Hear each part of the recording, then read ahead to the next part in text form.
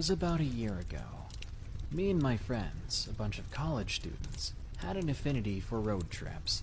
It's just another form of escapism for us. As college goes, our bank accounts stopped accommodating trips around the East Coast, so we took up camping instead. My best friend owns this land a few hours east of Scranton, Pennsylvania. We all elected to take this big camping trip by the end of the summer, and we spent a while preparing. When the time came, we divided ourselves into 2 cars, split tents, food, drinks, and everything else among us. As we came close to the destination, our GPS went out, so we relied on physical maps we brought with us. After an hour, we arrived at the campsite at just about dusk. We unloaded all of our stuff, set up our tents, and built a nice bonfire. We delegated bonfire duty to one person, and by God, he kept it lit the whole day. The first night was fun. I got over the creepy ambience of being in the middle of nowhere after 5 or 6 beers. We exchanged stories, pranked each other, and soon went to bed. On the second day, a group of my friends decided they were going to make the 2-hour drive to some hick town in order to get more firewood and snacks. I was in the group that stayed behind.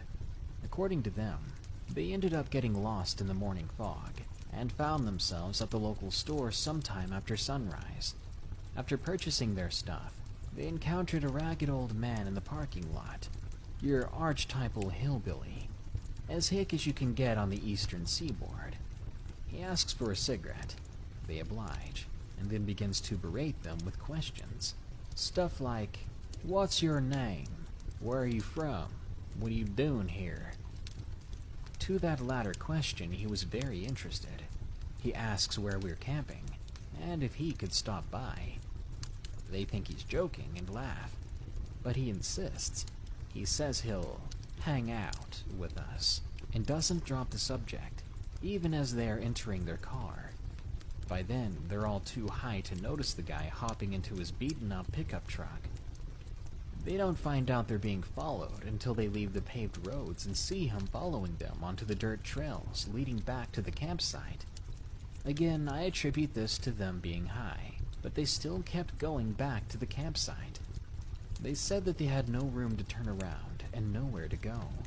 But hey, leading this guy back was not a good idea. The whole time, I'm just sitting at the fire smoking and have no idea it's happening because of the absence of cell service in the area. When I see them rushing back hours late, I say, "Oh, come on, where are the snacks at? Where's breakfast?" They make a jumbled recounting of this guy that followed them miles back. At first, I think they're just pranking, but the fear plastered onto their faces was obvious. They say he parked the car about 40 feet behind theirs and watched them get out. I get the rest of us together, and we all decide to confront this guy. So it turns out he was coming first.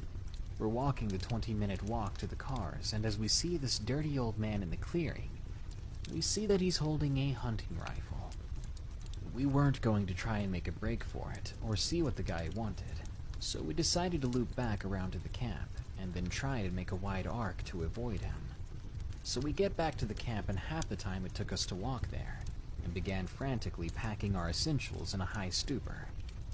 As we're about to turn around and go, my friend points out that the bonfire is giving off a lot of smoke on account of all the leaves we used for kindling. So it's assumed that the guy can figure out exactly where we were. We stop our packing process immediately and dip into the trees, running with reckless abandon to cover as much ground as possible. As we're reaching the car, we then hear gunshots in the direction of the camp.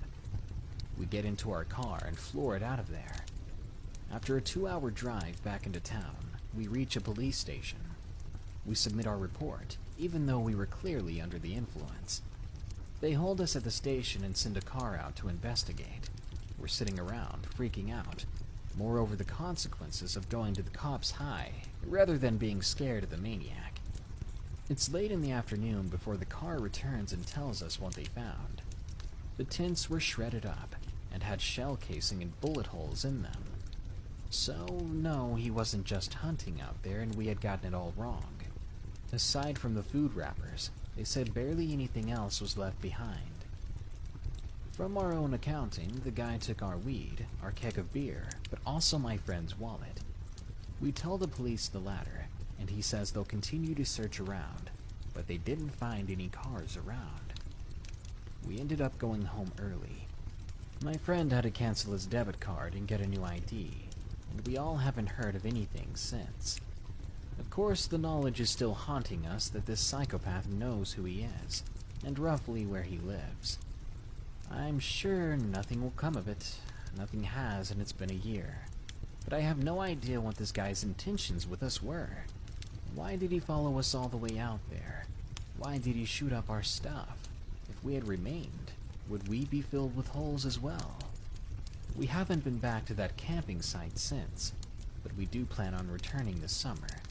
It's June, and we're going back in August, completely sober this time. We're going to see what came of this, if the case is even still open. Wish us luck.